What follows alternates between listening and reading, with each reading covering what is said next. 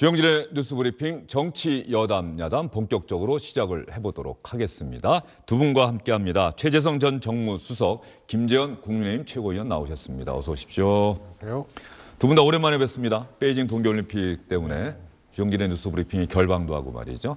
최재성 전 수석이 요즘 현장에서 느끼는 대선 분위기 판세는 어떻습니까? 우선 점점 뜨거워지죠. 네.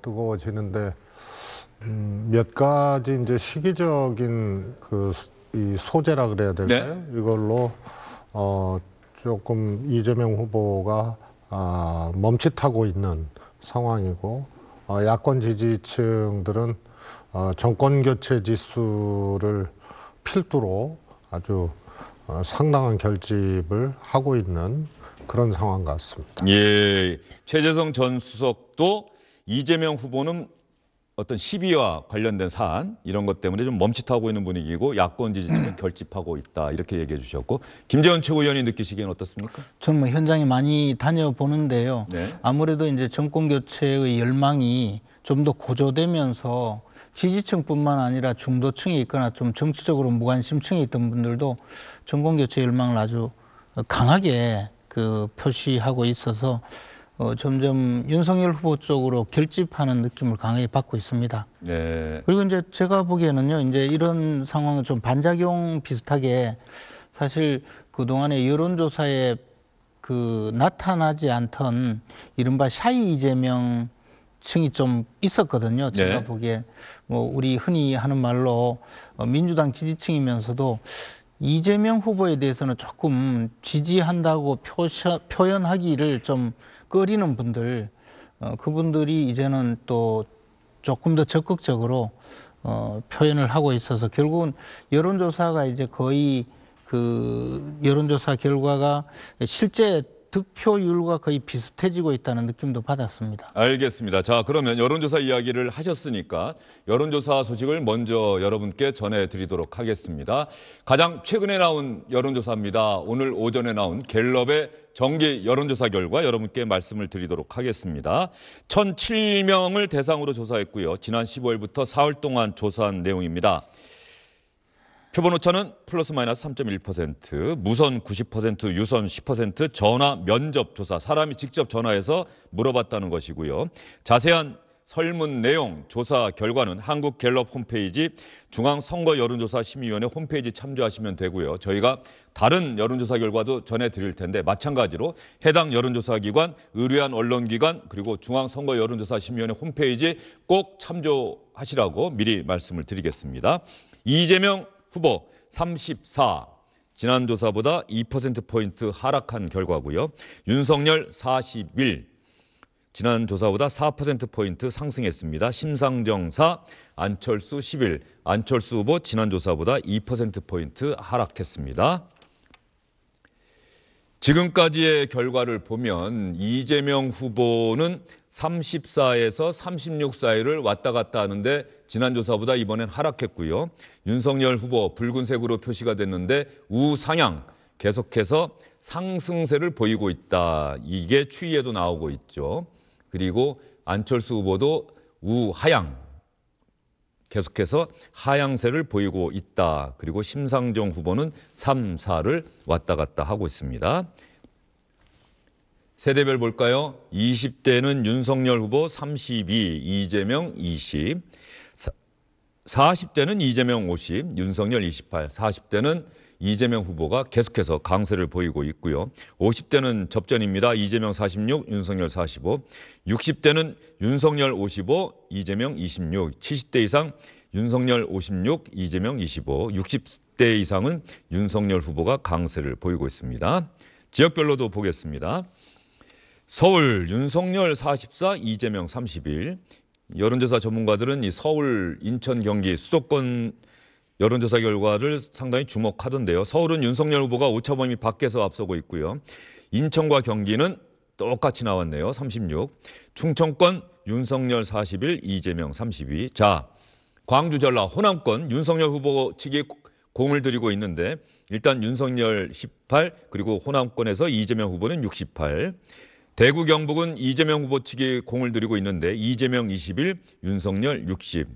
부산, 울산, 경남 윤석열 48, 이재명 27. 자, 이렇게 세대별 그리고 지역별 자세한 결과를 여러분께 말씀을 드렸습니다. 두 분께 질문 드리기 전에 개괄적인 다른 여론조사 결과를 일단 개괄적으로만 한번 보여드릴게요. SBS를 비롯한 지상파 3사 이번 대선 당일에도 출구조사를 실시하는데 그 전에 참고하기 위해서 여론조사 결과를 꾸준히 실시합니다. 어제 SBS 8시 뉴스에서 보도해드린 내용인데요. 이재명 35.2, 윤석열 39.2, 표본 오차가 플러스 마이너스 2.2%포인트이기 때문에 4.4%포인트가 오차 범위입니다. 4% 차이, 포인트 차이가 났기 때문에 오차 범위 안에 있습니다. 심상정 3.7, 안철수 8.1. 그리고 MBS 네 군데 여론조사 기관이 합동으로 조사하는 거죠. 그래서 민주당에서 그동안 이 MBS 여론조사 결과가 가장 신뢰할 만하다 이렇게 이야기를 했는데요. MBS는 100% 무선 전화 면접 조사입니다. 사람이 직접 전화해서 물어본다는 거고요. 이재명 후보가 34가 나왔습니까? 이재명 후보가 31 나왔죠. 이재명 후보가 31이 나왔고요. 윤석열 후보가 40. 그래서 오차범위 바뀝니다. 여기에서도 추이를 보면 이재명 후보는 34, 35, 35, 31로 하향세고요. 윤석열 후보는 33, 34, 35, 40. 소폭 상승하다가 이번 조사에서는 그 상승세가 좀 더 많아졌습니다. 안철수는 12, 19, 8 이렇게 나왔고요. 심상정 후보는 3, 2, 4, 2 이렇게 나왔습니다. 자, 최재성 전 수석님. 이 여론조사 결과 보면서 특히 MBS 결과에 대해서 민주당에 몸담고 있는 분들이 이런저런 분석 결과를 내놓은 걸로 봐서는 좀 충격을 받은 것 같아요. 그렇습니다. 저는 개인적으로 뭐 확인을 안 했는데 네. 선행 질문이 이제 단일화 질문이 있었으면 그거는 선행 질문에 영향을 받은 결과라고 볼 수 있겠고요. 만약에 선행 질문이 야권 단일화 질문이 없었음에도 불구하고 이렇게 나왔다는 거는 굉장히 이례적인 조사 결과로 보여집니다. 통상 야당 윤석열 후보의 경우에는 ARS에 강하고 전화 면접은 이재명 후보가 결과적으로 강한 것으로 그동안 쭉 분석이 되어 왔습니다만 ARS에서는 오히려 이재명 후보가 최근 한 열흘 동안 조금 약진을 했어요. 네. 그런데 전화 면접 조사에서 연이어서 윤석열 후보가 앞서고 있는 그런 결과가 나온 거는 매우 이례적이고요. 그것이 이재명 후보 소위 이제 이 김혜경 여사 문제 또 후보 단일화가 야권에서 안철수 후보의 제안으로 어떻게 보면 이제 초점이 되고 있는 네. 이런 것이 이제 반영된 결과가 아닌가 생각을 합니다. 예. 지금 최재성 전 수석이 선행 질문이 과연 있었느냐, 이번 대선 후보로 누구를 지지하십니까? 라는 질문을 가장 먼저 했느냐, 아니면은 그 전에 앞서서 문재인 대통령의 국정 운영에 대해서는 어떻게 생각하십니까? 지지하는 정당은 어디입니까? 혹은 야권 후보 단일화에 대해서는 어떻게 생각하십니까? 이런 선행 질문이 무엇이냐에 따라서 대선 후보 지지도에 답하는 결과가 달라질 수도 있다. 이렇게 지금 분석을 해주셨는데 김재원 최고위원생은 어떻습니까? 뭐 그런 부분이 그 어느 정도 영향을 미칠 수는 있습니다. 그런데 대세를 거르치지는 못하거든요. 더군다나 통상적으로 보면 그 먼저 다자구도에서 대선 후보 누구를 지지하는지를 묻고 그 다음에 거기에 응답 한 분을 상대로 해서 그러면 그 중에서 야권 단일 후보는 누구를 지지하느냐 뭐 이렇게 묻는 것이 일반적인 논리 구조거든요. 그래서 뭐 단일화 이슈 때문에 윤석열 후보의 지지율이 올라갔다라고 볼 수는 없다고 보고요.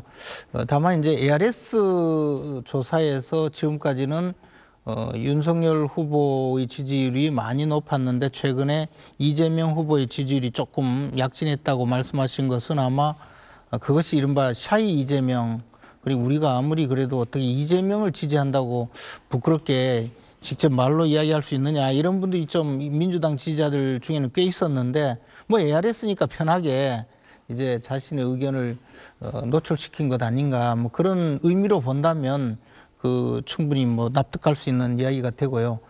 그러나 지금 여론조사 결과를 보면 하여튼 순위는 이제 거의 고착화되어서 1위 윤석열, 2위 이재명, 3위 안철수, 4위는 조사 결과에 따라서 허경영 또는 심상정 뭐 그런 정도로 이렇게 보여지는데요. 이런 구도는 점점점 고착화되는 과정이 아닌가 생각합니다. 자, 그렇게 본다면 말이죠. 지금 각 여론조사 기관마다 수치에는 차이가 있습니다. 그런데 다만 최재성 전 수석이나 김재원 최고위원이 동의하실 수 있는 거는 윤석열 후보는 어쨌든 상승세를 보였고 이재명 후보는 정체 내지는 소폭 하락세를 보이고 있다. 그러면서 두 후보 간의 격차가 벌어져 나타났다라고 하는 데에서는 다 동의하시는 거죠? 네, 그렇습니다. 야, 거기에는 그러면 어떤 요인이 작용했을까요? 민주당 당 전체의 선거운동 방향이나 이재명 후보의 선거운동 방향이 거의 일치되는 것이요. 미래에 대한 비전을 보여주지는 못하고 계속 무슨 주술 논란이니 또는 뭐 정치 보복이니 이렇게 네거티브에만 치중하고요. 이재명 후보를 우리나라의 그 이른바 진보 좌파 진영에서 처음 등장한 구호로 일 잘하는 경제 대통령이거든요.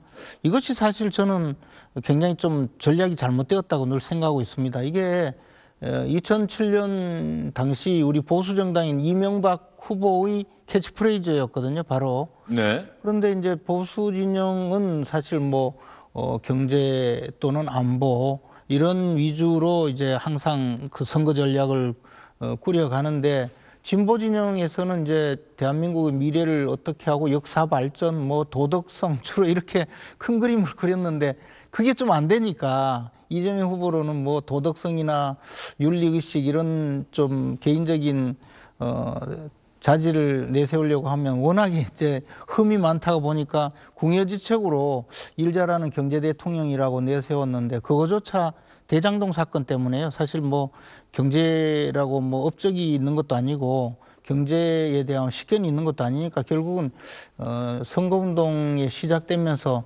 길을 잃은 것 아닌가 그런 생각이 듭니다. 그러니까 점점 이제 도덕성 문제에 지적이 되고 선거운동은 제대로 되지 않으니까 계속 그 지지세는 빠지는 국면으로 가는 것 아닌가. 김재원 최고위원이 상당히 또 신랄하게 표현을 해주셨는데 말이죠. 그러면 최재성 전 수석은 뭐 아까 잠깐 언급을 하셨습니다만 왜 지난주와 이번 주 일주일 사이에 이런 여론 흐름의 변화가 있었는지 그 요인은 뭐라고 생각하십니까? 우선 첫 번째가 단일화 이슈라고 봅니다. 안철수 후보가 후보 등록과 함께 제안했던 단일화 제안. 그래서 이것이 이제 하여튼 결과적으로 되든 안 되든 현실적으로 이제 던져진 문제니까 예. 초점이 모일 수밖에 없고요. 조사상에서도 나타나지만 안철수 후보의 지지율이 하락하고 이게 윤석열 후보 지지율로 좀 보태주는 그런 결과로 보여지거든요. 아니면은 안철수 후보의 지지율이 하락할 이유가 없는 거죠. 그래서 단일화 국면에서 결론적으로 선호도도 그렇고 이 각종 조사의 설문에서 누가 더 경쟁력이 있느냐라고 봤을 때 윤석열 후보로 나오거든요. 그러면은 안철수 후보의 꺾인 지지율이 윤석열 후보로 흡수될 수밖에 없는 국면이다. 이게 저는 제일 크다고 보고요. 선행 질문이 있던 없던 이것에 영향을 받았다는 의미고요. 선행 질문이 있었으면 더 영향을 받았을 것이다. 이런 뜻으로 이제 말씀드렸던 거고. 네. 그 다음에 이제 조사상에 이제 앞으로 여백의 문제인데요. 이재명 후보는 충분히 지지층이 아직 결집하지 못한 상태입니다. 그래서 오히려 좀 여백이 있는 거고 이것을 어떻게 이제 끌어올리고 확장을 하느냐에 이제 숙제가 남아 있는 거고요. 그래서 오히려 조사 결과로 보면은 여백은 분명히 존재를 한다. 일례로 이 문재인 대통령 지지율이나 이제 범민주당 진보 진영의 지지율을 그대로 다 흡수하지 못한다는 것은 뭐 조사상에 다 나온 거기 때문에 이것을 어떻게 이제 흡수하고 확산시켜 나갈 것이냐가 이제 숙제가 되겠고요. 그 다음에 이제 슬로건 얘기까지 이 김재원 의원님하고 얘기하다 보면은 자꾸 이제 딴 얘기를 하시니까 또 답변을 안 할 수가 네, 없는데. 제가 길거리를 지나가다가 요즘 현수막이 많이 나붙어 있는데 봤어요. 기억은 나요? 이재명 후보는 유능한 위기에 강한 경제 대통령. 위기에 강한 윤석열 후보는 국민이 키운 키워준 윤석열 미래를 바꾸는 대통령. 그렇죠? 예. 원래 이제 준비된 경제 대통령의 DJ 대통령도 서브 슬로건으로 이제 썼었던 네네. 문제고요. 그래서 그건 이제 보수의 전유물은 아니고요. 그동안 이제 경제 문제에 대해서 항상 이제 공박을 했는데 결과적으로 국민의 정부, 참여정부, 또 문재인 정부도 마찬가지입니다. 부동산 문제에 대한 이제 국민적인 문제 제기가 있는 것하고 경제적으로 코로나 와중에서 선방하고 세계 탑3를 기록하고 이런 것들은 평가는 평가대로 해줘야 되고 그것이 진보 정권이 경제에 약하다는 통념을 세 번의 집권 과정을 통해서 이 불식을 시켰다는 것이 결과적으로 증명이 되는 거고요. 그 다음에 이제 비전이 얼마나 없으면은 저렇게 얘기는 이것도 굉장히 이제 왜곡된 얘기입니다. 소위 말해서 민주당은 늘 민주주의와 도덕성만 얘기를 해야 되느냐 그렇지 않았거든요. DJ 대통령 때부터 그랬습니다. 그 다음에 비전은 윤석열 후보 그럼 거꾸로 얘기하면 윤석열 후보의 슬로건은 얼마나 비전이 없으면은 슬로건 자체가 국민이 키워줬다, 앞으로 내일을 바꾸겠다 이렇게 추상적으로 합니까? 그래서 슬로건은 그 후보가 잘할 수 있는 상대적인 강점을 갖고 정하는 거기 때문에 윤석열 후보는 저렇게 정하는 것이고요. 이재명 후보는 성남시장 경기도지사를 거치는 과정에서 소위 결과로서 실증을 해놓은 거기 때문에 성남의 모라토리움 사태도 극복하고 3년 만에 빚 다 갚지 않았습니까? 그래서 경제나 또 경제를 비롯해서 각 분야의 식견이나 비전에 대해서는 사실 상대적으로 이재명 후보에 대해서 평가를 안 할 수가 없는 건데 거꾸로 비전이 없는 윤석열 후보가 뭘 얘기하는지를 모르겠어요. 내일의 문제에 대해서. 비전이 없는 후보 측에서 슬로건을 가지고 비전을 얘기를 하니까 잠깐 소프트하게 좀 설명을 드렸습니다. 알겠습니다. 오늘 이재명 후보와 윤석열 후보의 현장에서의 유세 발언을 저희가 묶어서 보여드릴 테니까 그때 한번 그 이야기를 들으면서 두 분의 이야기를 듣도록 하겠습니다. 여론조사 결과 이왕 전해드린 김에 지상파 3사가 합동으로 실시한 여론조사 결과의 상세 내역 그리고 MBS 조사 결과의 상세 내역까지 여러분께 묶어서 전해드리도록 하겠습니다. 먼저 지상파 3사가 조사한 여론조사 결과의 연령별 조사 한번 볼까요?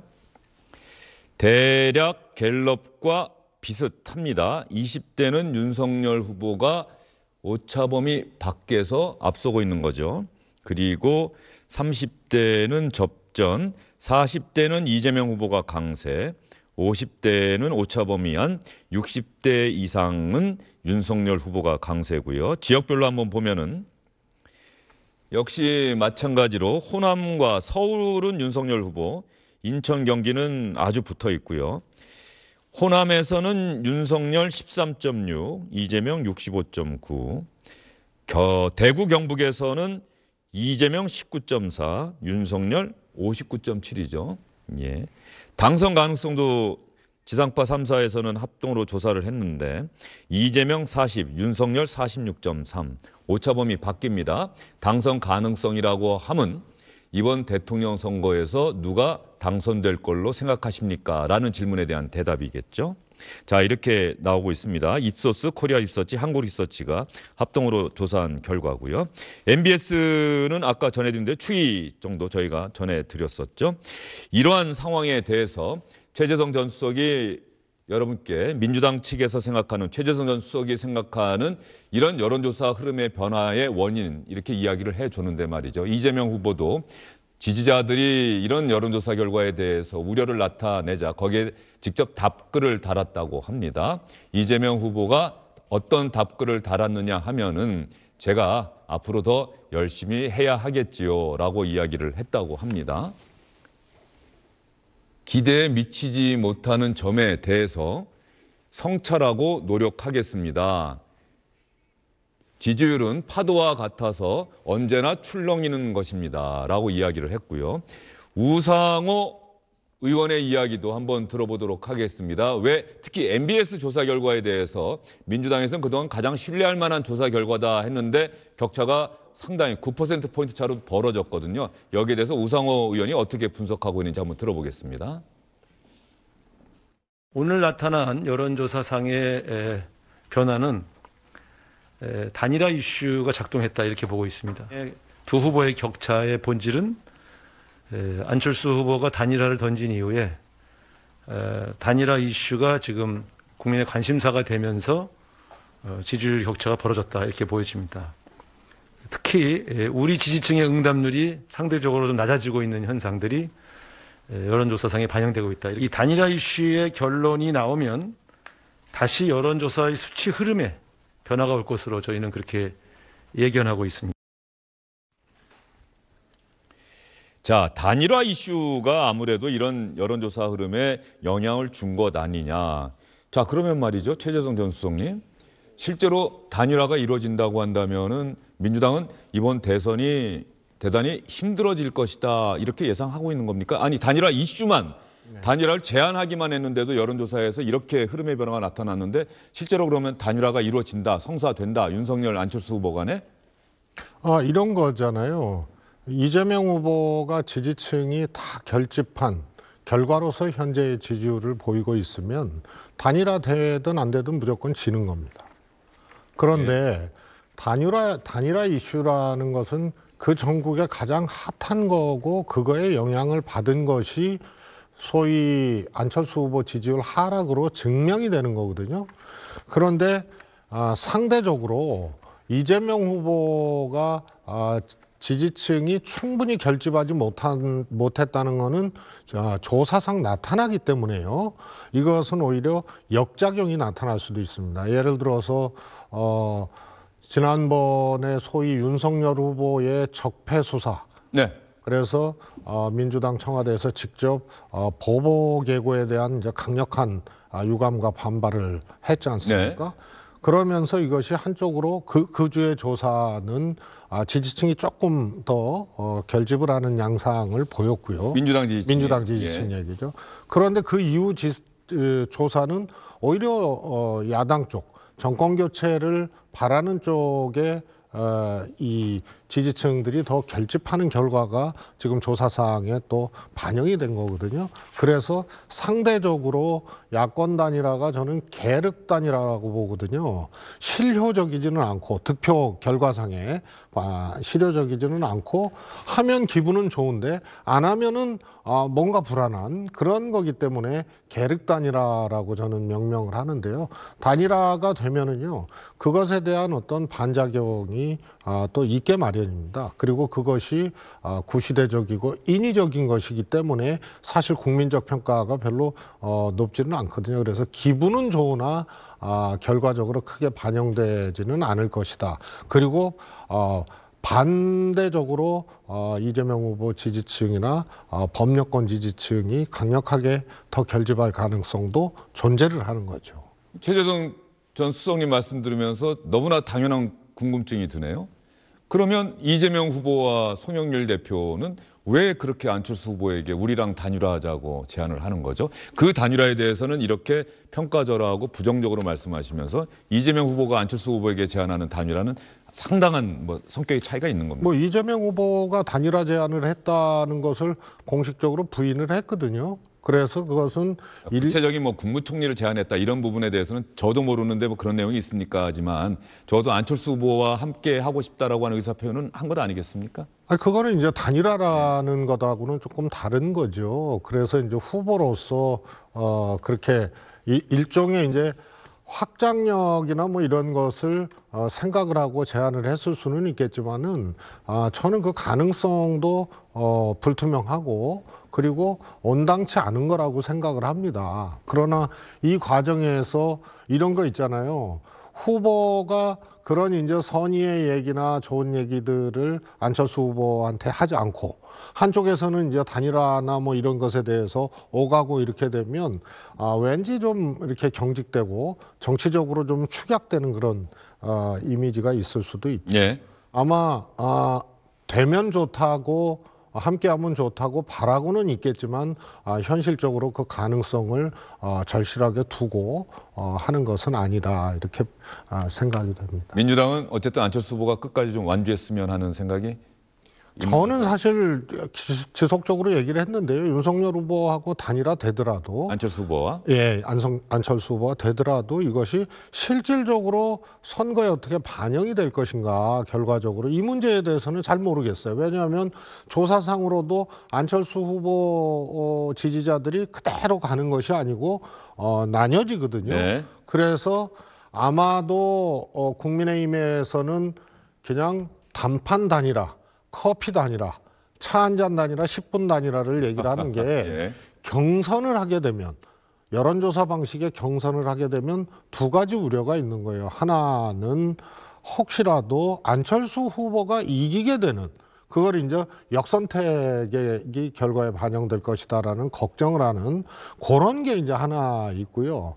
또 하나는 막상 경선을 해서 윤석열 후보가 된다 하더라도 안철수 후보 지지자들을 흡수하는 게 경선 과정과 결과이기 때문에 오히려 쉽지 않을 것이다. 이 두 가지 때문에 단판 단일화를 국민의힘에서는 원하는 겁니다. 이거 거꾸로 얘기하면 조사상으로도 안철수 후보 지지자가 단일화되더라도 다 가지 않고 갈라지는데 네.